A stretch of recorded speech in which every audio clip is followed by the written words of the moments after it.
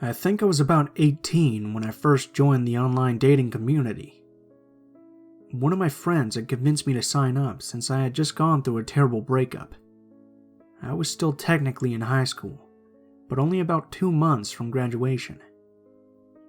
As I was clicking through one of the dating sites on my phone, I came across someone who seemed decent looking and fairly normal from what I could tell, based on his profile.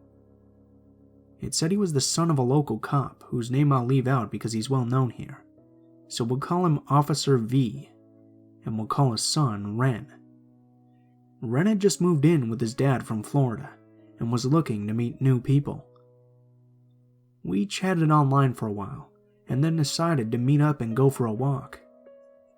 We met up at a local ice cream shop, and then walked around the downtown getting to know each other.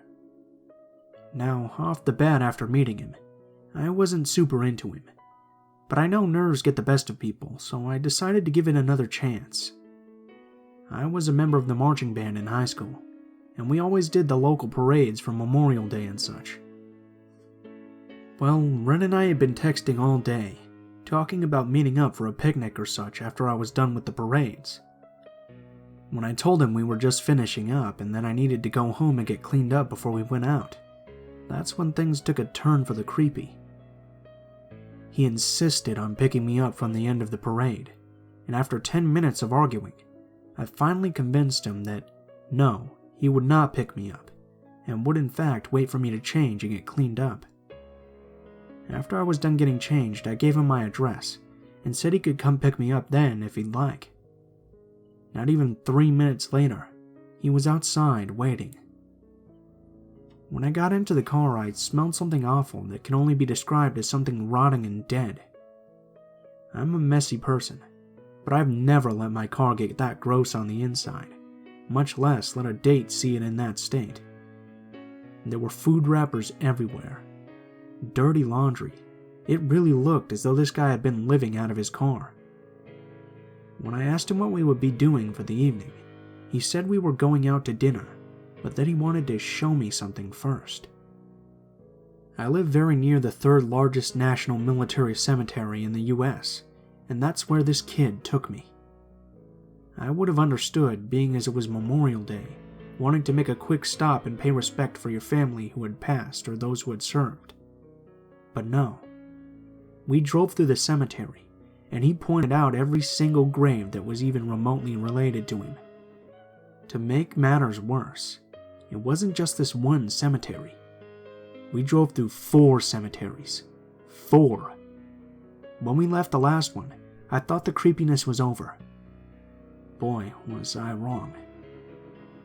We went back to his house and I asked if we were still going to dinner, and he replied with, "Yes, but we'll have to wait for my dad, Officer V. He's taking us." I was a good kid and never got into much trouble, but the thought of being stuck in a restaurant with a cop was just a little unnerving to me. Why hadn't he told me this in the first place? As we were sitting on the couch watching TV, waiting for Officer V to come home, Ren decided that it was a good time to try and make a move on me. He leaned in to kiss me and attempted to say something cute before doing so, but I had to immediately turn my face away because of the awful stench coming from this guy's mouth. I've dated smokers before, and cigarette breath really didn't bother me, but this was cigarette breath on steroids. That's the only way I know how to describe it. Thankfully, moments later, his father walked in and announced he was ready to go to dinner. After a brief few questions about my age, making sure it was okay for him to take me across state lines, not uncommon as I live on the west coast of a state, it's frequent to cross the border into a neighboring state, we left for dinner. For the entire meal, Ren didn't say a single word. Instead, his father, Officer V, asked all of the questions, and I really felt like I was being interrogated. Thankfully, the dinner was short. After the meal, I texted one of my friends and told her I needed a way to get out of this situation, and to call me and pretend to be upset. It turns out Officer V was dating her mother, unbeknownst to me, so Ren knew who she was, quite well in fact. I told Ren I needed to go because my friend was really upset and needed my help, He outright refused to take me back to my car so that I could go alone, even though the only way to get back to her house was to drive directly past mine, where my car was parked. After the argument ensued about him not taking me to my car, he dropped me off at her house, and I immediately jumped out of the car without saying goodbye or thank you. Thinking that he had gotten the hint that I was most certainly not interested, I thought I was in the clear. His tours of the cemeteries and the refusal to take me to my car were huge red flags, so I knew he was not someone I wanted in my life. I blocked him on the dating site and deleted his number. The following weeks got progressively creepier. He would continually text me and call me, even though he knew I wouldn't answer. He would come to the baseball games I worked at and just watch, and a few times I had to have the coach throw him out because he was bothering us. He even called me once, and my friend answered the phone and blatantly told him that I was not interested and to stop calling. He never got the hint. The calls and texts continued for weeks, and I would notice him drive by my house sometimes. I only ever ran into him once after that, at a local bar and pizza shop. I was at the bar with friends when I had noticed him come in. As he came up behind me to talk to me, I turned my head and clearly ignored him, and acted as though I had neither seen or heard him. After a few minutes of waiting, he walked away, and I have not seen or heard from him since. My friend often tells me how creepy he still is, as her mother and Officer V are now married. Word is, Ren recently got married too. I feel so bad for that poor girl, but I hope he isn't such a creep to her like he was to me.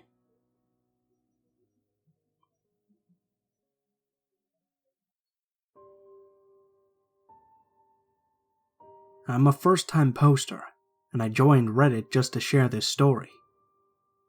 So I'm a photojournalist in a pretty big city in the Midwest. Several years ago, when I was fresh out of college, I spent the winter doing a personal project on the homeless community in the city. Several weeks into working on the story, I started spending a lot of time documenting a sizable homeless camp.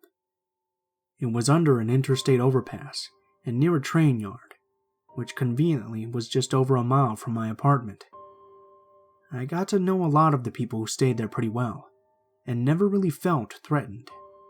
Except once. Throughout my time there, I knew who did and didn't mind getting their picture taken, and whoever didn't want me snapping pics of them, I generally left them alone. There was this one guy named Jay, who was camped a little farther away from the main camp than the rest. I never bothered him. Some of the other residents had told me that he was mentally ill, or that he was hooked on meth, and that it was best to just leave him alone. I said fine and just decided to stay away from him. One day, I was staying after dark to photograph a church bringing food to the camp. Jay had shown up that evening to get some of the food. I ignored him and concentrated on photographing the others. It was starting to get dark, and the church group was packing up to leave. I noticed at this point that Jay was still around, and he was shooting me these really mean glares. He also seemed to be following me around the area while I worked, staring at me. Once everyone had went back to the camp, however, he was gone. A few hours later, I leave to head back to my apartment.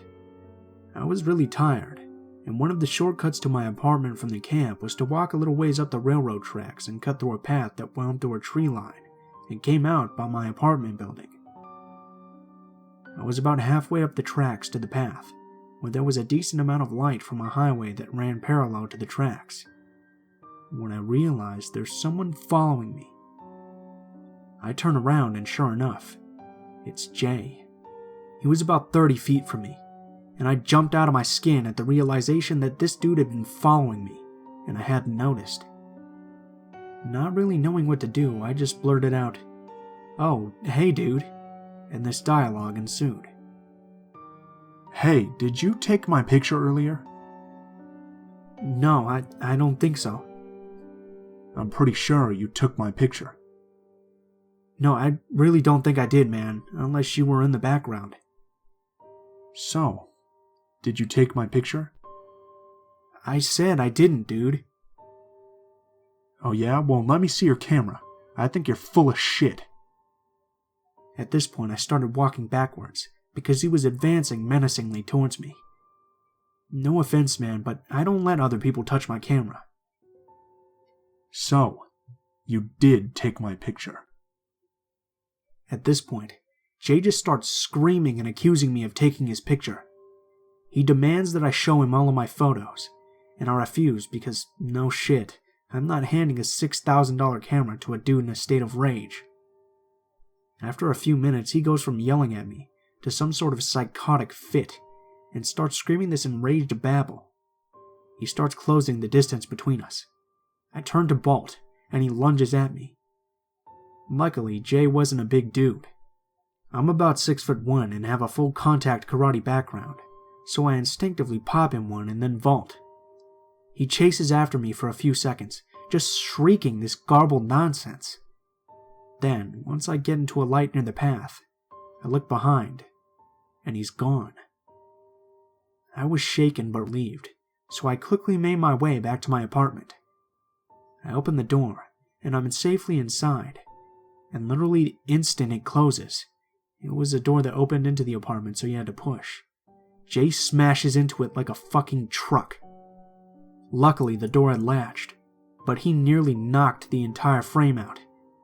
I hit the floor, dropping my camera to the ground. No damage to the gear. That's a Nikon D3S and 3.5 f2 for you. Then scramble up the stairs and into my apartment. All the while, Jay is screaming crazy nonsense shit and punching and kicking at the door. I call the cops and they come, and Jay's nowhere to be found. I just told them I heard someone trying to break into the building forcefully. I guess I was naive, but I figured it would just fuck up my project if the cops turned up at the camp where several people were active users. Turns out, homeboy Jay wasn't just punching the door. There were marks where clearly some sort of edged tool was being used. I really bet it was a railroad spike, because several other people at the camp would keep spikes with them for protection, and those tracks were littered with them. Anyways, I didn't go back to those tracks for a really long time, but I ran into one of the other people who had been staying there and told them about what had happened. Ends up, shortly after this incident, Jay skipped town. Not even a week later, the cops came by the camp with his mugshot. It turns out he was wanted for almost beating another homeless person to death in another city. I guess that would explain why he was so paranoid about his picture being taken. My bad is that he hopped on a train and rolled the rails out, and is somewhere else farther south. Or honestly, hopefully he's dead, because I never want to meet that motherfucker again.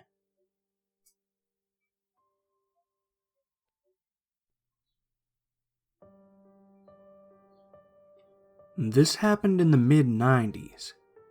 I was about 5 years old, and my family decided to go on a trip to Fiji over spring break. My parents, aunts, and uncles grew up there, so we weren't solely there as tourists. The first few days we stayed with relatives and got the local experience, which was a lot of fun, honestly. It was mine and my older brother's first time there. There were a big group of us visiting. Me, my brother, a handful of our cousins around the same age, and all of our parents. I was the youngest of the group. After visiting relatives, the adults decided to rent a beachside house for the remainder of the trip. We were all really excited about the view and being so close to the beach. The house was really big too. To this day, it's the biggest and nicest house I've ever had the chance to stay in. Anyway, we swam, hiked, sat around a bonfire, and did all the usual outdoorsy stuff. The first night was so much fun, and it's so deeply ingrained into my memory. The second night, however, the adults decided to go out for a few hours and leave the older kids to take care of us younger ones. They said they weren't going to be gone long. They said they would be coming back at 10 o'clock at the very latest, and the house had a security system installed, so no one was really worried about anything happened. Plus, this was back in the 90s. Being the oldest of the kids at 17, my brother was left in charge. We had 3 cousins with us. 2 boys, 11 and 15 respectively, and 1 girl who was also 15. I was rooming with my female cousin, and the boys were rooming together, while the adults had their own private rooms, so I was the youngest by a long shot. Anyway, us kids decided to go down to the beach while the sun was still out, an hour or 2 at max. We packed all our beach gear and took off. The house was still in view at this point, and we didn't stray too far away. We were basically just in the backyard. My female cousin, Joanna, didn't let me out of her sight. In fact, she stayed with me and built sandcastles the entire time. We took a bunch of pictures on her disposable camera, some of which are still tacked onto her fridge all these years later. We're still really close, and I look after her young daughter all the time. So the older boys swam out and did their thing, while Joanna, Eric, 11, and I stayed behind and played on the beach. Our original plan of staying out for only an hour or 2 soon turned into 3.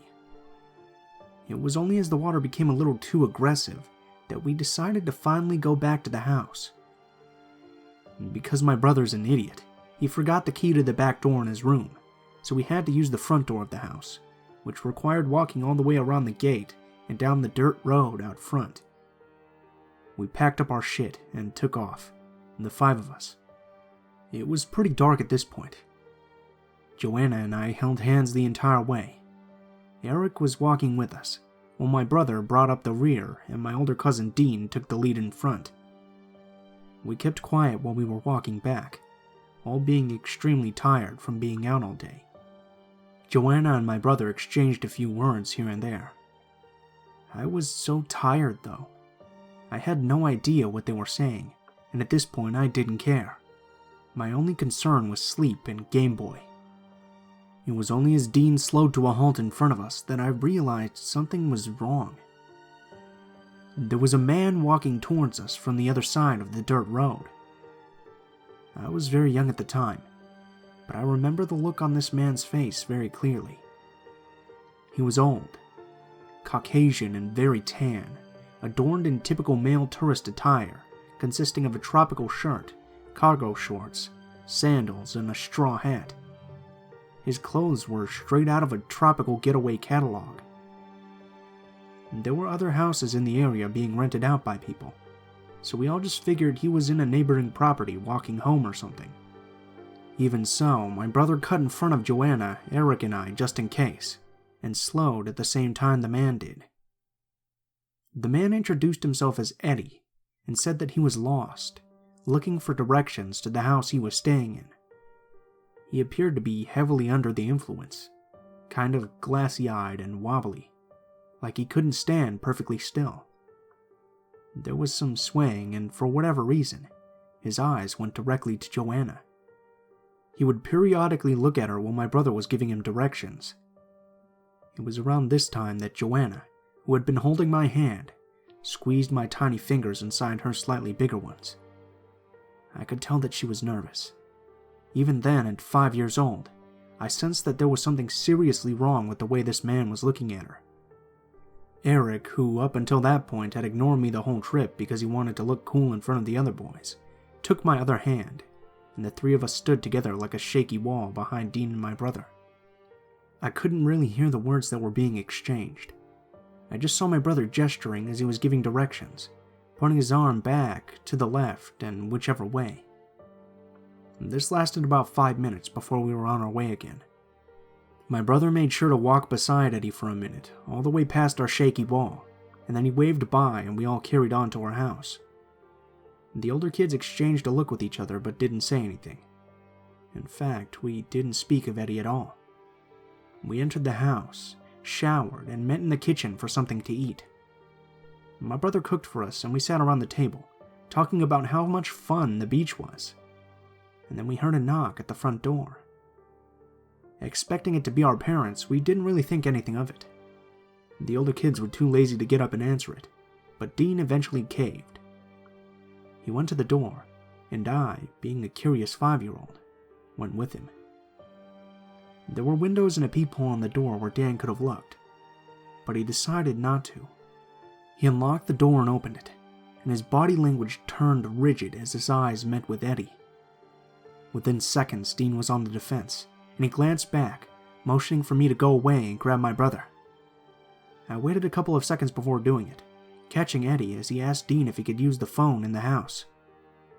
Apparently he was too far away, and the walk was killing his legs, so he wanted to call a cab. This was before the age of everyone and their mother having a cell phone, so showing up at someone's doorstep and asking to use their phone wasn't terribly out of the ordinary. I skittered off to the kitchen and motioned for my brother to follow me. I guess he saw the mildly anxious look on my eyes, so he immediately dropped his food onto his plate and went to the door. Like Dean, his body also went rigid when he saw Eddie. The three of them spoke at the door for a long time, Eddie begging to use the phone while Dean and my brother said they couldn't let him inside. They said if he really wanted to use it, he should wait until the adults came home and ask them instead. By telling him this, however, they had let the fact slip that us kids were home alone. They must have been going at it for at least 10 minutes, and by this time, Joanna came out to see what was happening. I remember her rocking back when she saw Eddie at the door, breath catching in her chest. She glanced down at me and nodded for me to join Eric in the kitchen. I usually wouldn't have listened, but that night I did. I went back to the kitchen and told Eric what was going on at the door. Even though he was older than me, he used to get scared really easily. To this day, he's still very jumpy when it comes to horror movies and things. For this reason, he swallowed a dry lump in his throat and yanked me back when I took off to see what was going on. Sometime later, Joanna and Dean returned to the kitchen without my brother. I raced past them, poking my head around the corner to see that he had let Eddie inside the house, standing with him as he used the phone. It was attached to the long wall in the long hallway. My brother leaned against the wall and kept his attention firmly on Eddie as the man dialed the number for the cab company and called one to our address. This took about a minute, after which Eddie thanked my brother and waved bye to me on his way out. My brother kept the front door open, standing there and watching for a solid 20 minutes or so until the cab arrived and drove Eddie away in the back seat. Our parents came home maybe 10 minutes later, a car full of groceries in the trunk. As per my brother's request, we decided not to tell our parents about Eddie. If they knew we let a stranger inside use the phone, they would have blown their shit. Rightfully, but still. We were kids, and my brother just tried to sort out the situation the best he could. Plus, Eddie didn't really do anything, per se. There was just something about him that was odd. The rest of the night went without a hitch. In fact, 2 nights went by without anything weird happening. By this point, we had all forgotten about Eddie. At least, I had. Joanna, on the other hand, kept a kitchen knife under her pillow just in case. I had no idea at the time because she told me about this years later. On the 4th night at this house, the adults cracked open the barbecue outside, and we had a little cookout in the back. It was a really good time. There was good food, cold drinks, a deadly game of Monopoly, and even a little bit of storytelling from my slightly inebriated uncle. My parents told me I could stay up late with everyone and everything, which I hadn't been allowed to do the entire time we were there thus far. Suffice it to say, we were all having a good night. The stars were out, the waves were crashing softly on the shore, and the mosquitoes were biting the fuck out of us. My mother went inside to grab some repellent, and didn't return until a couple of minutes later. She went straight to my father after, without the insect repellent, and whispered something to him, a weary look on her face. The others noticed too. She told them some strange man was at the front door, knocking repeatedly. My father and my sober uncle went out to check what all the fuss was about. They answered the door, asked Eddie what he wanted, who, to my memory, kept saying, "My buddy Will said I could swing by. Can I talk to my buddy?" Will is my brother's name. I kept thinking it was weird, the fact that he kept referring to my brother as his buddy. The adults found it very weird too. My father asked Eddie what he wanted, and why he wanted to talk to my brother. He just kept saying that Will was his buddy, and that he wanted to see him. He was very clearly on something. Drugs, alcohol, I don't know. There was just something wrong with him. Eventually, Eddie said that he needed to use the phone again, and that Will had let him use it last time. The jig was up. My father glanced back at Will as he came out to see what was going on, and gave him the death look. The boy you done fucked up kind of look. He knew better than to let strangers in the house. But that was the thing. Eddie had a way about him. He was odd, but at the same time kind of disarming. You didn't know whether you wanted to knock him out or help him out. My father and uncle told Eddie he couldn't use the phone, but they did give him directions to the nearest convenience store where he could ask for directions and find proper help. Eddie kept trying to persuade them to let him into our house to use the phone, but they firmly told him he had to leave, shutting the door in his face immediately after. Sometime later, we all went to bed. Joanna and I stayed up a little later, and she read me a chapter out of the YA novel she had been reading the whole trip. It was Flowers in the Attic, in case you're curious. Certainly not the most appropriate novel for a child of 5, but I had no idea what half of it meant anyways. In any case, I fell asleep, and a few hours later I woke up to the sound of Joanna's voice. She shook me awake, and said that we had to hide in the bathroom for a little bit. The look in her eyes was wide and full of fear, and without her telling me directly, I knew this was about Eddie. She took me by the hand and we locked ourselves in the bathroom. I noticed she kept touching the back pocket of her jeans, but I didn't know why. I later found out she had tucked the knife in there, and felt for it every few seconds to make sure she still had it. We were hiding for an hour, until we finally heard the police. I remember hearing their loud footsteps in the house, and I remember Joanna opening the door for them when they knocked on the bathroom to see where we were. I didn't know it then, but apparently Eddie had come to the house again while we were sleeping. The boys' room was really warm that night, so the 3 of them had left the window open. Apparently, Eddie had hovered by the window a second and quietly climbed inside. Eric, the poor guy. He was the first one who saw him and screamed bloody murder, waking up Dean and my brother. Eddie's eyes were bloodshot, and he was twitching all over the place, climbing in and asking his buddy to help him find the sweet girl from the other night. He was referring to Joanna. Every screw in his head was loose, and he began laughing, shouting and telling my brother they could take turns on her, amongst other obscene things all at the same time. It's like he couldn't decide if he was horny or angry. According to my brother and everyone else who restrained and held Eddie down that night, there was something incredibly off about him, other than the fact that he had broken into the house. The way he was talking, he was so delusional, as though he was fully convinced that Will was really his friend, and that Joanna was really going to be his that night. It was really terrifying. To this day, my brother doesn't talk at all about it. He's the only one who refuses to recount his full version of the story. I think it had something to do with Eddie really, truly thinking they were old buds, who had promised each other they would use Joanna like a rag doll. This man was so fucking convinced. Anyway, their screaming woke up the adults, and my mother called the police right away, while my father and my 2 uncles held Eddie down until the cops got there. Joanna's mother raced upstairs and woke the girl up, telling her to grab me and hide until further notice. We had no idea if Eddie had come alone, but we were pretty convinced. My mother checked if all the other windows and doors were locked, and she took Eric upstairs and waited with him in the hallway, trying to calm him down while the cops drove up. It turns out, Eddie had some severe mental problems. He had become obsessed with Joanna after he first saw her. She was exactly his type. Young, of color, and unwilling. We later found out Joanna wasn't the only girl he had harassed on the trip, but she was the only one whose house he had snuck into in search of her. Who knows what would have happened if he'd climbed through our window instead of the boys'.